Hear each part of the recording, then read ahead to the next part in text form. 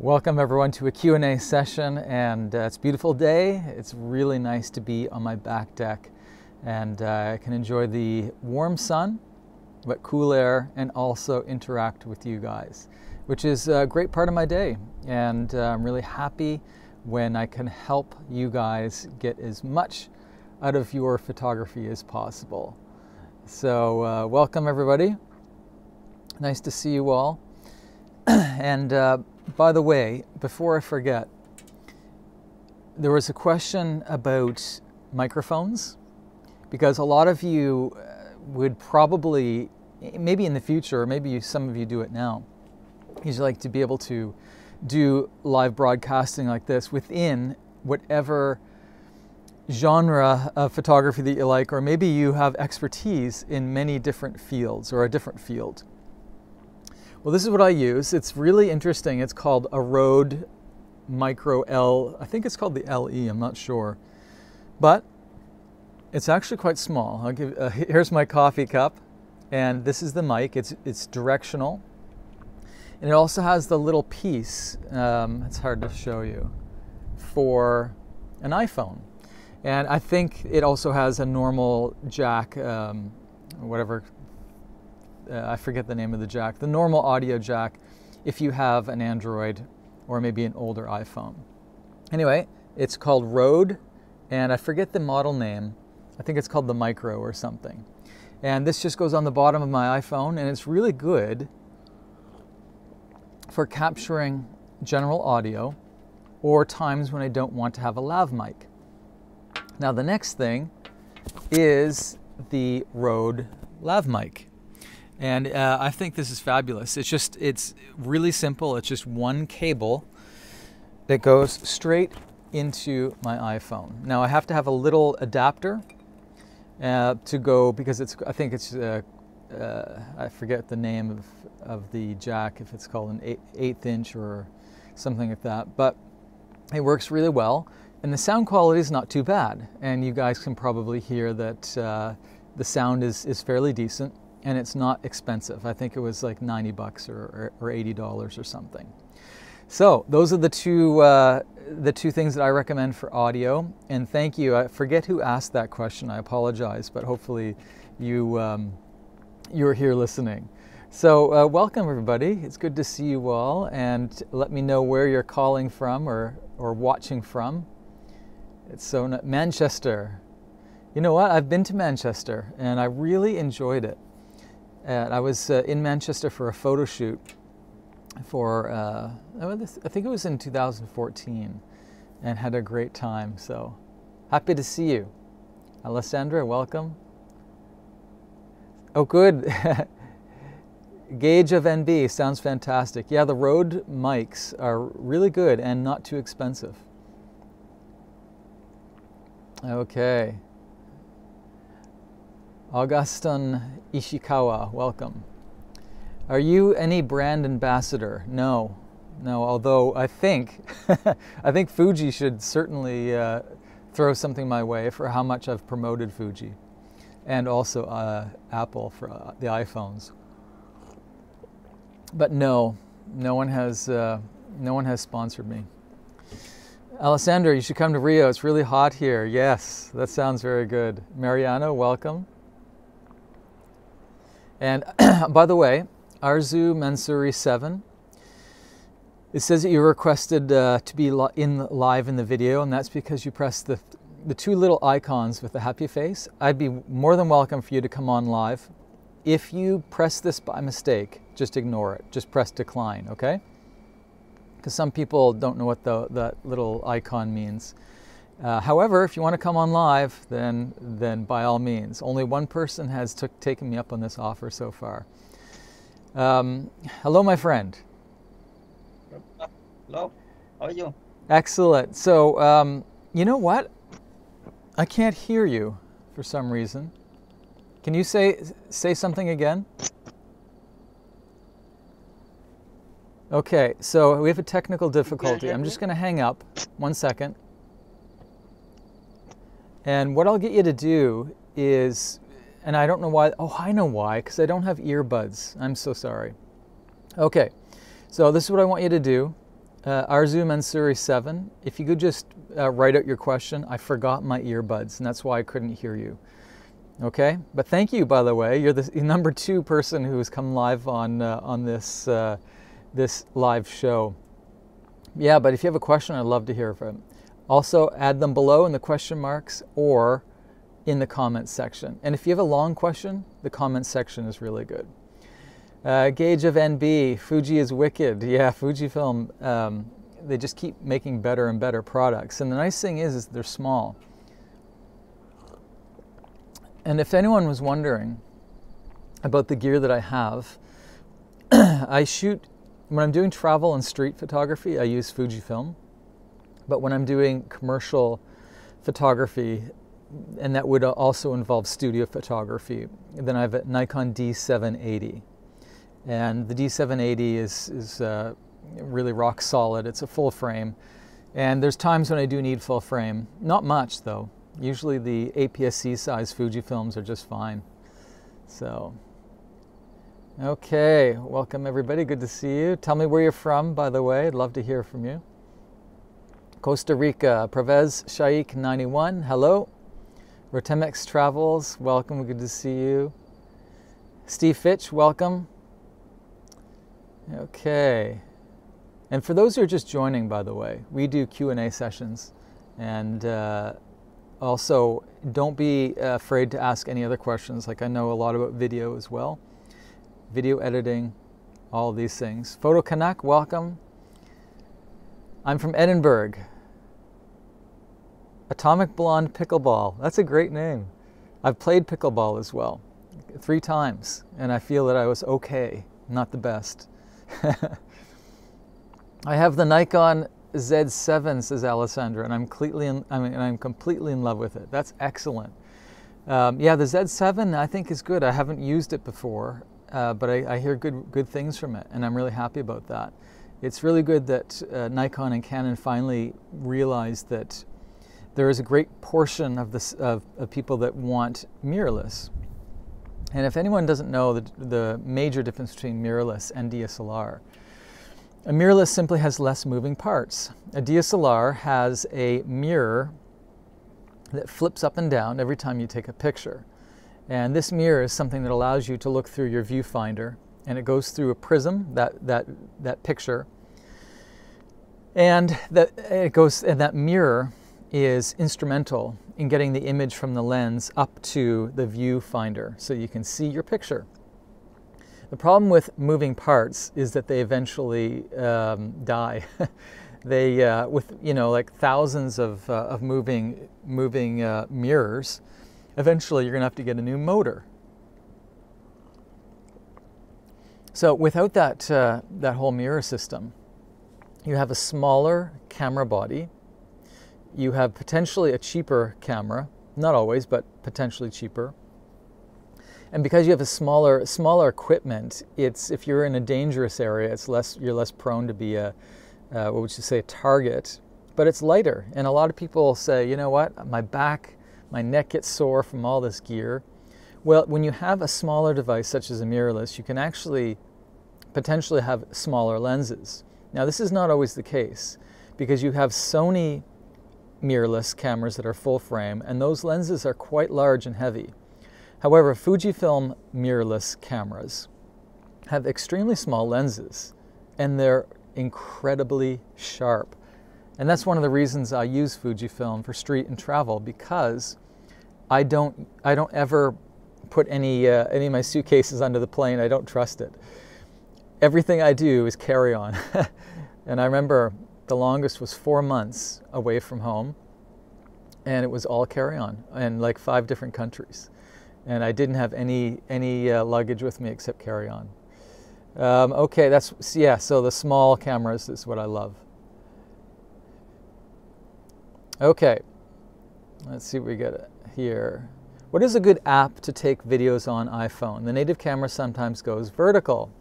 Okay, so that's going to happen with any app, and what you can do is it only goes vertical because you have rotated your iPhone a little bit more than 45 degrees.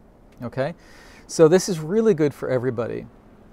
Now there are ways to lock your vertical or horizontal for video, but I'm not sure if if Android has it or whatever. For shooting video, I use my iPhone's native camera.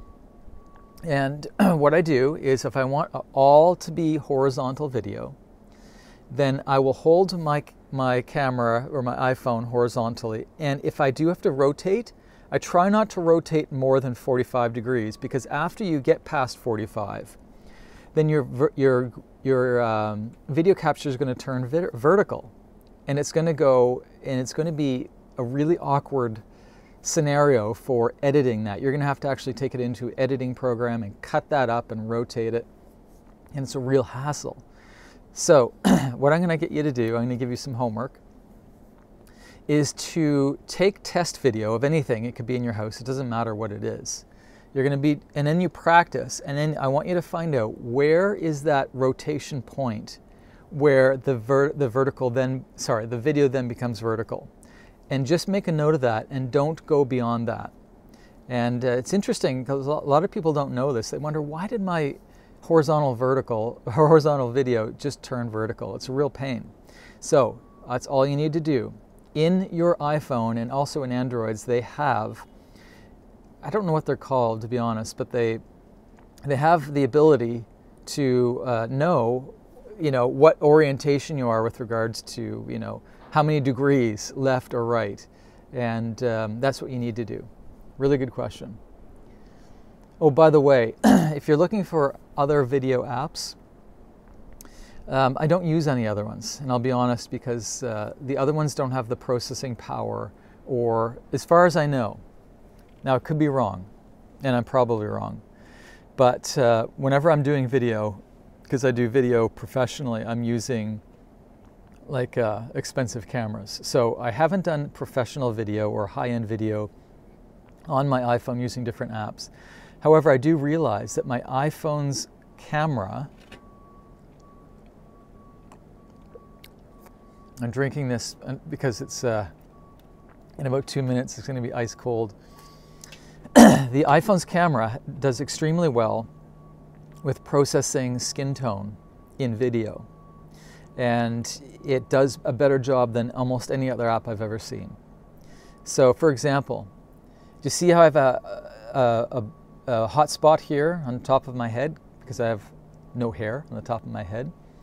Interestingly, the iPhone will reduce this, and they do it with some form of HDR magic in video even, which is really impressive. So I would just encourage you just to try a few more times with the normal video camera. And I'm sorry I went on too long for that, but it's a really good point. Okay, Steve Fitch 169. Hi Mark. Which would be the most useful prime lens for beginner with the 1:5 crop frame, 35mm or 50? Thanks, Steve from Somerset. Yeah, so I'd go with the 35. And the reason being, by the way, if anyone wants to know what that 1:5 crop means, that would be that Steve is using what's called an APS-C sized sensor. It's a smaller sensor compared to the full frame 35mm sensor. And the reason why I suggest you using a 35 is because that's equivalent to a 50mm full frame view. And the 50mm is arguably the best lens to have if you could only have one lens on a deserted island. So, or one prime lens at least. So I would definitely suggest the 35. And I don't know what camera system you have, but it doesn't matter. They're all good. So definitely, good work. G. Finley 35. What photography app would you recommend? Yeah, I would suggest using the Adobe Lightroom CC camera app. And that's within the normal Adobe Lightroom CC apps. You don't have to buy a second one or get a second one. In fact, it's free. And the value of that is that you can shoot in RAW with your iPhone or your Android. It's really, really effective. And the RAW capture, I've done tests. They're extremely good. Now, there's only one exception. For if you are an iPhone user and you have iPhone X or 8 or 7 or 6 or 5 or whatever, I feel that the Lightroom CC mobile app camera is better in RAW. However, if you have the iPhone 11 or the newly released iPhone SE, this is the new SE, then I feel that the native camera, the normal camera, is better, even though it's not RAW. Now the reason being is because the iPhone 11 has what's called Deep Fusion and a whole bunch of smart HDR, has night mode, and I must say that the quality is really quite amazing. So I did switch from using my Lightroom camera in my iPhone. Now I just use my normal native iPhone camera because it has better quality. Now if I have time to get 2 shots, I will take one with my normal iPhone camera, and then I will get the same shot using my my Lightroom CC mobile app in RAW. So I have 2 versions, and that really covers me. Okay, great question. Otarama, welcome. Let me know where you guys are coming from. Love to hear it. And if anyone just joined, we're doing a Q&A session. Anything photography, video, editing related, I'm always happy to help. Apps. Sanjeev, today I have joined Lightroom CC. Let's hope we'll learn some part and do make change to my photos. Yeah, good work, Sanjeev. And by the way, if anyone does want to learn how to get into Lightroom CC with an online course, I do have one, and that's at markhemmings.com. And I have 4 online courses there. One's on Lightroom, and 2 of them are on DSLR mirrorless, and one's for iPhone Art Academy. And if you want to do an online course, those are there for you. K.A. Warren, welcome. Nishant, very well, welcome. Joseph Corey, welcome. I'm glad to see you. GHB, okay, Nishant.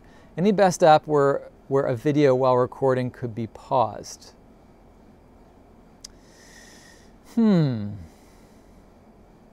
That's a good question. If anyone knows that, please let us know, and we can, because I'm not completely sure. And again, the reason being is I do all my video with my normal iPhone. I don't use other apps for that. However, what I should do is dig into that, Nishant, and tomorrow I'll come back with an answer. But if anyone knows of an app that they like to use for video, let us know. That would be great. One thing, actually I do know one. It's, but I'm not sure. I'm not sure about the price. It's called Adobe Rush. It's called Adobe Premiere Rush, and I have used it to test it out, and it is quite powerful. Adobe Rush is actually an editing app, and I use that. I actually use that to create a lot of my videos that you see in my YouTube page. And it also is a camera. It's a video camera as well. So you might want to give that a try, and at least maybe there's a trial version. So that's Adobe Premiere Rush. Now I use Premiere to edit my professional videos, but I use that on my laptop.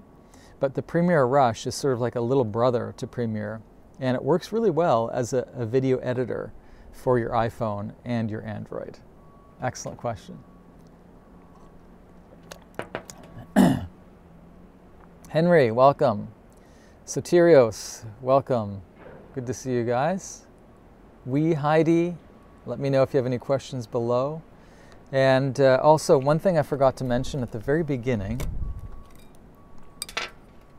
is that a lot of people, when they ask about the Rode mic that I'm using, one thing is, well, Mark, it's good, but it only allows you like 5 feet. So how can you get video if you have to be at a further distance? Well, right here I have an extension, and Rode makes it. And this extension is actually really long, so I could be way, way back in the woods and still have the perfect, or the exact same sound of audio that we have right now. So that's really good. Just an FYI for those who are interested in audio. Okay. Filmic Pro, that's what I was thinking of. Exactly. And I actually have Filmic Pro on my iPhone, and I don't think I've ever used it, but it has amazing reviews. So Filmic Pro, use it for your video, and it has a lot more functionality than the normal video. However, I will say that if you have an iPhone 11, you're going to find the video functionality is extremely good. Now, one thing to keep in mind is that the video that you see of me right now is mediocre. It's not the best. And that's because it's coming from the Lightroom, Instagram camera. Now, if I was recording myself, or you could see me coming from the selfie camera, that's the normal iPhone camera, I would look much better. You know, I wouldn't have the hot spot, and the quality would be much better. And that's the interesting thing, is that often apps that allow for video capture, such as this one, such as Facebook Live or anything like that, they're usually a lower quality because they don't have the extra processing that Apple puts into their own camera. And that processing that Apple puts in for the normal video camera, or even the normal photo camera, is very processor intensive. It takes a lot of energy, a lot of battery power. So that's why you usually look better when you're just doing the normal native camera than when you're doing things like using the Facebook Live camera or the Instagram Live camera or Skype, for example, or anything like that. Tugba AC, welcome. We're doing a Q&A session. If you have any questions, let me know. Mark, I took the DCM class and family noticed that I have improved exponentially in composition and framing. Which should I take first, 50 shortcuts or Lightroom?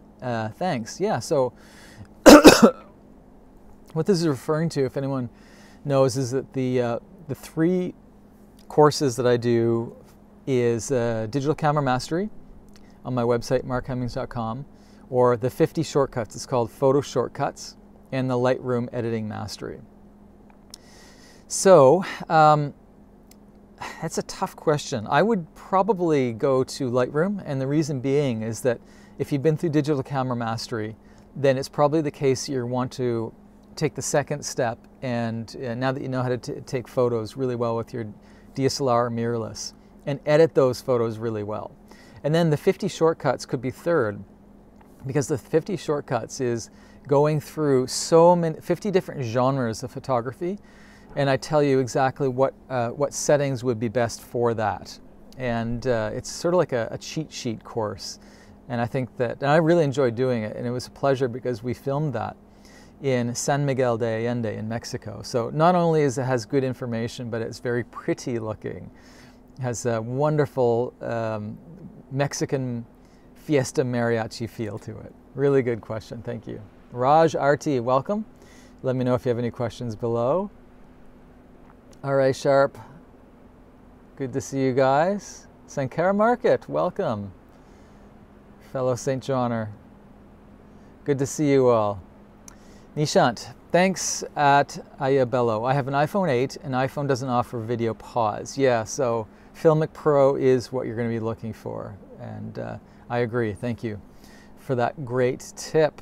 Also, this has nothing to do with what we're talking about, but because I travel, and also now that there's 4 people in our house, 2 daughters and my wife and I, and we all have our office and our study rooms in the same room. It's in our changed living room. So all of us have earphones. And I use the Bose noise canceling. They're called the QC2, Quiet Comfort 2. And I just thought it'd be fun just to show you how we all stay sane.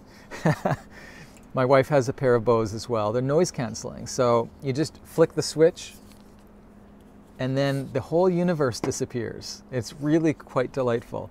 I bought them because I travel a lot, and on the airplanes, the engine roar, it just almost completely disappears. And you get to watch the movies with deep, rich bass, and it's a real gem. Okay, Nishant Bariwal, thanks Mark. Raj RT, I have noticed that as I increased the exposure to plus side, the auto ISO also increased, so much so to overexpose the pic. The reverse happened when I took the exposure to the negative side. pics become underexposed? My guess is that you're not on auto ISO, because if you were on auto ISO, that would not happen. So Raj RT, I want to give you a little bit of homework. I'd like you to do that test again, and I'd like you to write down your findings on a piece of paper. And when you're in a true auto ISO, then when you, let me think here. Let me just read this one more time, just so I'm totally locked into what you're saying. I've noticed that as I increase the exposure to the plus side, using exposure compensation, I assume, the auto ISO also increased, so much so to overexpose the pic. Yeah, well, that'll definitely happen. So whenever you go to the plus side and you're in auto ISO, your auto ISO, or the reading of the ISO, is going to increase. So let's just say that you're in 800, ISO 800. And then in exposure compensation, the plus minus, in the plus you go up some. Then your ISO is going to go from 800 to 1600. It's going to increase. And the reason it's going to increase is because you want the picture to be brighter. And to get it brighter, your camera needs to jack up the ISO. It's almost like an amplifier. Think of ISO as a stereo amplifier. When you increase the ISO, it's like increasing the volume on that amplifier so you get more sound. And the reverse is true. So when you go to the minus side in your exposure compensation, your auto ISO, or the ISO that your camera automatically controls, is going to go down. So instead of 800, it's going to go down to 400 and then 200, depending on how to the minus or how dark you get. So yes, you're absolutely right. That will happen. And if all you need to do is play around with the plus and minus exposure compensation to get the look that you want. Maybe you want a slightly brighter look, then you're going to have a slightly higher ISO, and that's fine. There's no problem with that at all. By the way, to carry that a little bit further, if you're ever wondering, a good analogy for ISO, what happens to your stereo amplifier when you jack up the volume all the way? You get distortion. The speakers distort and it sounds ugly. It's the same way with ISO. When you jack up your ISO all the way, your picture starts to get what we call distortion, visual distortion, which is called noise. Some people call it grain. However, the nice thing is that with each new camera generation, we're getting less and less noise at higher and higher ISOs. This is good. That means that you can use these higher ISOs and never be afraid of ruining your photo. Okay, and Raj RT, if that answered your question, awesome. If it didn't, feel free to ask further. Okay, Cinderbug, how do people take a dark shot while being exposed correctly? Is it underexposed, then selective exposure editing? Yeah, so when you say dark shot, do you mean like it's dark outside or dark inside? If that's the case, the difficulty is that when you are in a dark environment, your camera is actually going to flip to the other side and overcompensate and give you a photo that's muddy and a little bit too bright, more than you want. And I'm going to give you a little example. Let's just say that we wanted to photograph a headshot, like me, for example, but the background was black and the room was black and there was black all around me. The camera would look at this scene and say, you know what, this whole scene's way too dark. We're going to bring the exposure up. We're going to increase the exposure. This is what the camera is thinking.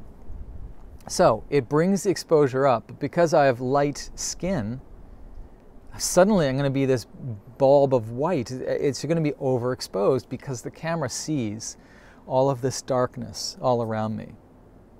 So we have to counteract that. We have to say, you know what, camera, you're choosing poorly. So we're going to underexpose the picture.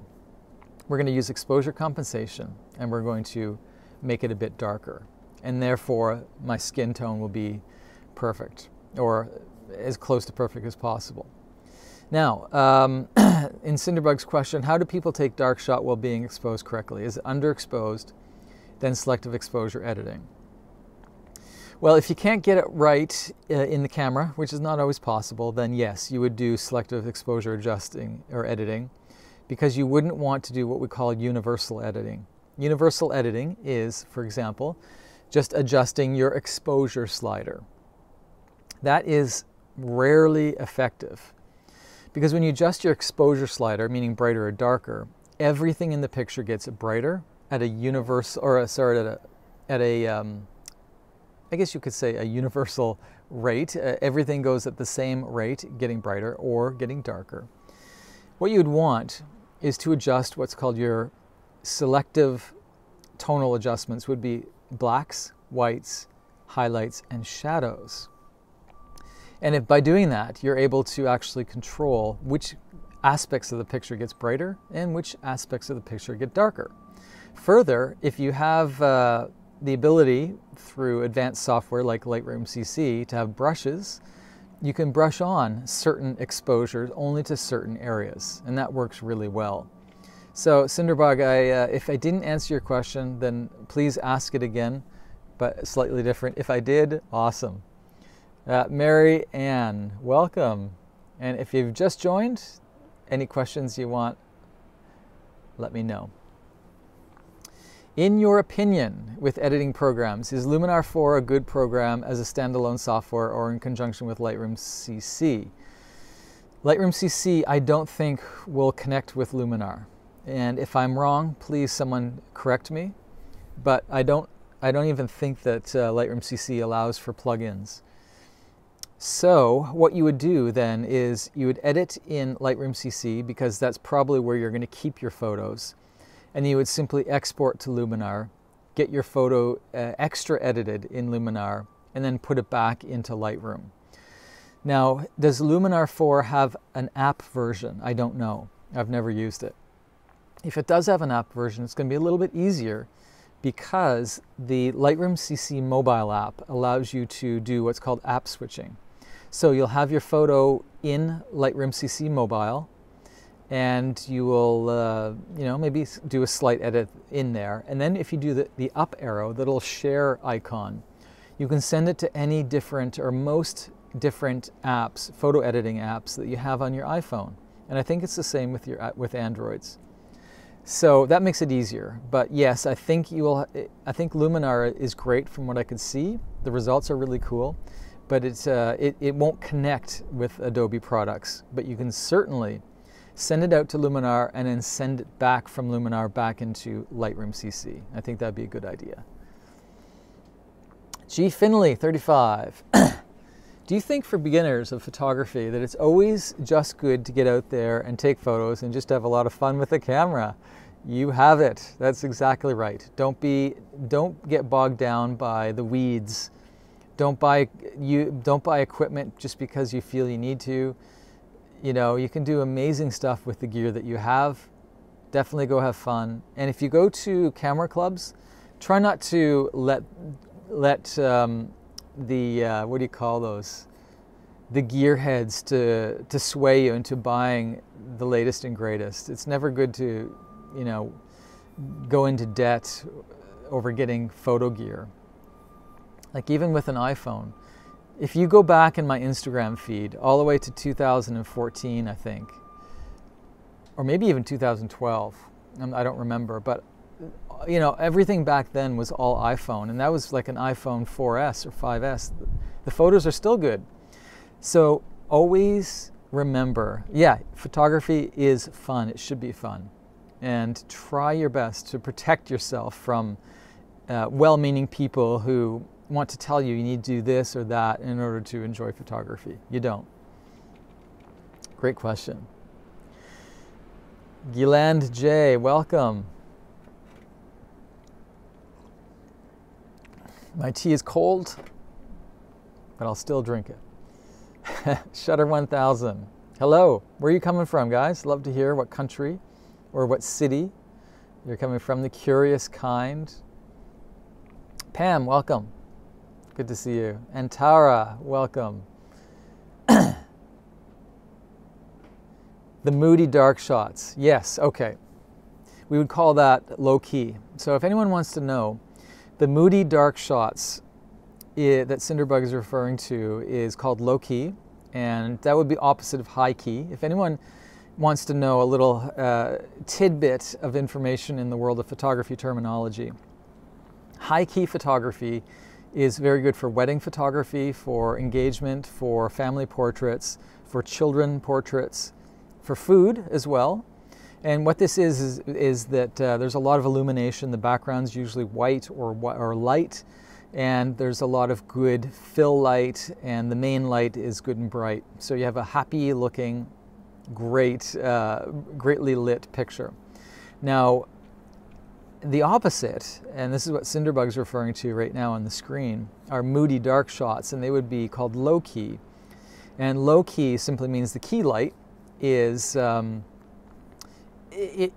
key light would illuminate one aspect, but usually like maybe a face, or if you're doing a product shot or something, then you want this really good dark background and moody shot, then you're reducing the amount of light that's hitting the subject in the background. And to successfully expose for that, like I said, you're going to probably, if you're using aperture priority, you're going to have to end up using the exposure compensation to the minus side, mainly because the camera's going to see so much darkness around, and it's going to overcompensate, and your subject matter is going to look silly. That part of that person's face or whatever you're photographing is going to become too white. So really, you can get those dark, moody shots exposed perfectly in camera, but yes, if you do find that you didn't get the exposure you're wanting in camera, then by all means, then you'd be doing selective adjustments within Lightroom or whatever app you're using, and you'd be adjusting the highlights usually. And also the darks. You may find that you want the shadows to be even darker, which would increase the mood. And I love that type of photography, by the way. Raj, yes, it answered my question. Thanks, I'm glad it did. Mohammed Ju, welcome. Victor, welcome. If anyone's just joined, happy to answer any of your questions, especially if you haven't been on yet and you don't know what we're doing. S. Robin, hey, when is your next Lightroom class? So that's a good question. And what I would love to do is do a physical Lightroom class as like a workshop someday, because I do a lot of one-week workshops around the world. But I'd love to be able to do a one-week workshop in a city somewhere that's Lightroom, and maybe throw in some Photoshop and a whole bunch of other editing stuff. And you have you got the wheels turning, S. Robin. So thank you for that. And it's something that I'm looking forward to getting into, especially when we can travel again, whenever that may be. Sanjeev. Oh, by the way, if for those who just started, I do have a Lightroom online class, and that is called Lightroom Editing Mastery, and you can find that on my website at markhemmings.com. And I think it's a good online course, and it'll help you get into Lightroom CC. Which pencil should I use in place of mouse to edit photos? Yeah, Sanjeev, that's a great question. And if you have a touch-sensitive device like an iPhone, Android, iPad, or tablet, to be honest, I just use whatever I can get at the local electronics store. So, for example, I just go to Best Buy and I buy a good quality one. Now, I don't have an iPad. If I did, I'd be using the Apple's iPad Pro pen. However, and I have a bunch of these touch-sensitive pens, and I just use any kind that I can get at the electronics store. I find that the dollar store ones don't work well at all, and so I don't even bother with that. Now, with regards to tablets, Wacom, W-A-C-O-M, is the industry leader for editing. And that's a tablet that comes in various sizes that can be quite large, quite small. My daughter is a fantastic artist, and she does a lot of artwork digitally, and she uses a Wacom tablet, and it has its own dedicated pen. So that's W-A-C-O-M. But it's not only for artists. You can use this pen as a normal mouse. And I've used that as well as a normal mouse, and I really like it. Excuse me. So hopefully I answered your question, Sanjeev. Thank you for that. Mathieu Savidan, welcome. Picture Base, welcome. Yusuf, welcome. Good to see you all. Okay, Bangladesh. Yeah, let me know where you're from, everybody. And I've yet to visit Bangladesh, but I'm hoping to. Shahir, good to see you. Amsterdam. I've been to Amsterdam. And the best cheese, and I have no idea what it was, but I went to was it Heineken or Hogarden? I forget. Anyway, it was an outdoor place, and they sold rounds of Dutch cheese. And I bought a round, and I ate the whole thing in one go. I was sick afterward, but man, did it ever taste good going down. Kenya, Nairobi, welcome. Jakarta, G. Finley, thanks. Keep up the good work. Go grab yourself a fresh coffee. And interestingly enough, I don't have that many options anymore because our coffee shops are closed. So I have an espresso machine, I have Greek coffee, I have a Bodum pot, I have and a whole bunch of other international ways, pour-overs, and I try to vary them each day just so I don't get bored, because I desperately want to get back to my cafes. Amsterdam is the best photography destination. It is certainly very cool, and I need to get back there. Gixlow joined, welcome. Nishant, would you think you will have time to review 2 or 3 pics if we request you to, especially now while it's still in the lockdown? Later, you're sure you're very busy. So what I've been doing is I spend my morning going through all my social media comments. So anyone who is within my Instagram or my Facebook, I get hundreds of comments or requests for information every day. And then when I finish that, I flip over to Digital Camera Mastery Facebook page, and that's the Facebook page that's devoted for anyone who's within the 4 courses that are at markhemmings.com. And then I try my best to welcome new people and to answer any questions there. And then I take my lunch break, and then my afternoon is for my normal work as a photographer. Now, I'm not doing photography these days, so what I'm switching to is working as a film editor, and also I'm writing a book. So I'm a little bit pressed because I never get to all of the people on my social media that I want to. So what I advise instead is in your Instagram, if you want to tag me at Mark Hemmings, or in Facebook it's at Mark Hemmings Photography, then I will probably be able to see that quicker than anything else, and I'd be happy to just give my a little thumbs up and hopefully a little instruction if you feel that you need some help. So tagging me is probably going to be the best thing. Emailing is not as great because I have like 1,000 emails I haven't even read yet. So I hope that answers your question, and I'm always happy to help out when I can. Okay. S. Robin, nice. Thank you. Hope to be able to take it in person. Travel Clicks, welcome. Namaste from Nepal. Oh, that's great. I'm so happy that I have someone watching from Nepal. And Tara, I hate carrying a big bag, but I love street photography. I'm in a quest to buy a camera. Any suggestions? I had Canon mirrorless previously. I lost it. Yeah, I suggest the X series from Fujifilm. They're small, light, inexpensive, relatively. They look good. They're less of a target, and they have stunningly good quality, and their lenses are incredibly sharp. So I don't know what your your budget is, but I start people out in this order. The XT200, then I bump them up to XT30. If they have a higher budget than the XT30, I suggest the Pro models of the XT4 or the X Pro 3. or any of those in between. They're all good. Any X series camera is good, very good. And all you have to do is pick the one that is within your price range. And also, I wouldn't be too afraid about getting the kit lens if that comes with it. The kit lens is called the 15 to 45 Fuji non something XC. It's not a professional lens, of course, it's a kit lens, but I've used it and it's really good. So, and it's half price if you buy it with the camera than if you buy it on its own.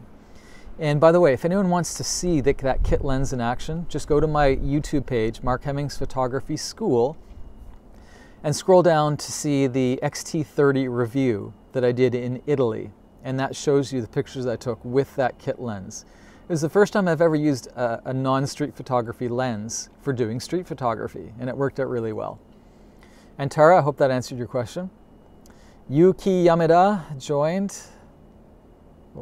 Welcome. Yokoso. Come to Scotland to try haggis, naps, and tatties. I would love to. That sounds great. I have no idea what any of that means. However, I'm in. I will try anything. Esther. I'm shooting still with my kit lens, and I noticed that my landscape photos are not all the way sharp, even if I use a tripod and a high f-stop. Do I need another lens? Okay, Esther. Can you please just write in your comments what camera system you use, and I'd be able to help you a little bit further. Now, true, kit lenses do struggle around the perimeter. So Esther, what I'll get you to do is, and also, do you shoot at f8? Because f8 or f11 will give you the maximum sharpness around the perimeter of a kit lens. And it's true that if you shoot with a wide open like f4.5 or f22, then you will have a slight de-sharpness around the perimeter, around the edges of your frame. And usually that's because it's a cheap lens. Now, I want to tell everyone that the kit lens is a good deal. It's not going to be as good quality, of course, as a prime lens or a better quality lens. However, I will say that the Fujifilm kit lens, I was very impressed with. Very impressed with the quality. So yeah, Esther, just let me know what camera system you use. Travel Clicks, hello. Okay, welcome everybody. And Tara, glad it helped. And if anyone's just joined, Scott, good to see you, my friend. I'll give you a wave. Photo Mun, if anyone wants to see some cool shots, at Photo Mun, a friend of mine. Anitra's Eye joined. Good to see you. And by the way, we're just talking one more thing about kit lenses. Some cameras, and I believe the Canon Rebel series, that would be the T7 series, also have with it the option to buy their zoom lens. So you can get it's probably something like I don't know, a 15 to 45, and then you have like a 45 to 200 or something. And I don't even remember what their kit lenses are. But if you can get 2 kit lenses with your new, Rebel or whatever camera system you're getting, I'm talking about for people who are getting into photography, then it's even more of a deal. And I've used, what was it, the T7 something. And I had to buy it for a job I was working on because it was a specific job that needed a base level Canon. And I bought both lenses because it came in the kit. And I did the math on it. And I was amazed at how cheap those lenses are when bought together as a kit. It was really quite impressive. So that's my advice. Okay, Vastu Marco, welcome. What country are you guys from? I'd love to hear from you. Where are you calling from? Okay, Esther says, Nikon D3200. Okay, Esther, so what I advise you to do, and it's true that the Nikon kit lens is okay, but you will have a little bit of that maybe unsharpness around the perimeter, is invest in a used prime lens. So I don't know, Esther, what your favorite genre of photography is, but maybe you could try out like a 35mm prime. That would be an f1.8 or an f2.8. And that would give you what we call a 50 millimeter view, a field of view. This is in the full frame, talking full frame. So you can get those really cheaply, in fact, and the value of that 35 millimeter is that it is super sharp, and Nikon make great prime lenses, and it really helps you to think about your photography because you are moving yourself. You're physically moving closer or farther away from your subject. One sec.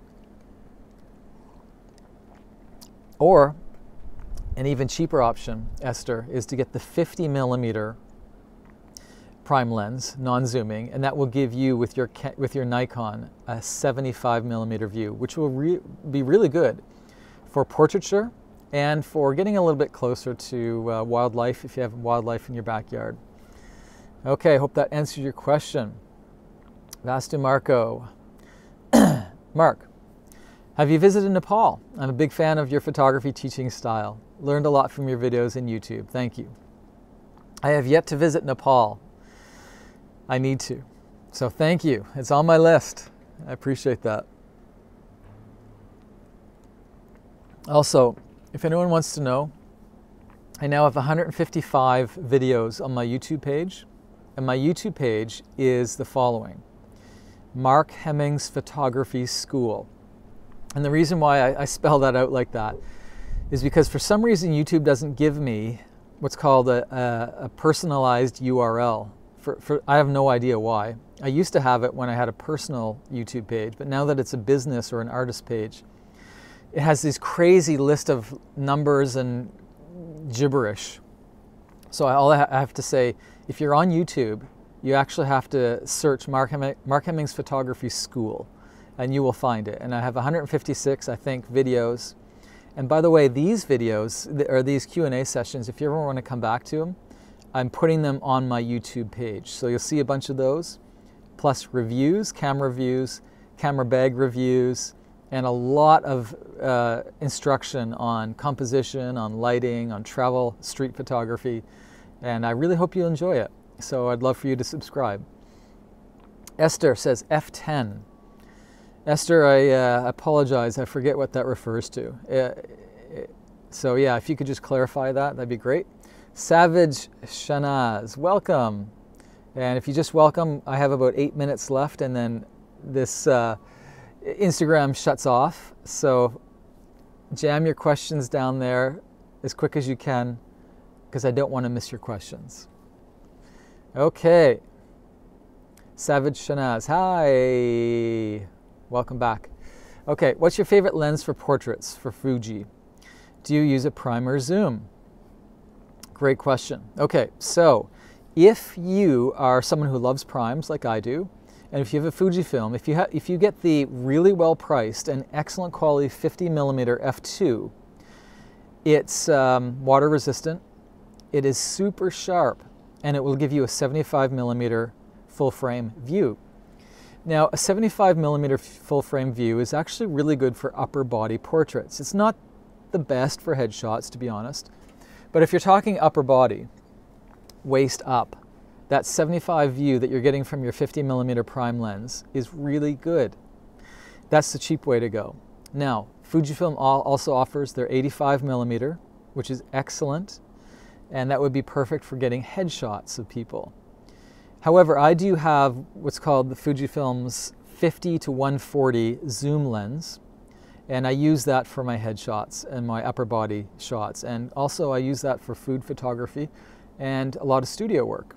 And even though I'm a proponent of prime lenses, I must say that that is the sharpest zoom lens I've ever used, and it beats all the other zoom lenses I've ever used in my life. And that's the 50mm to 140mm f2.8 Fujifilm zoom lens. It's unbeatable.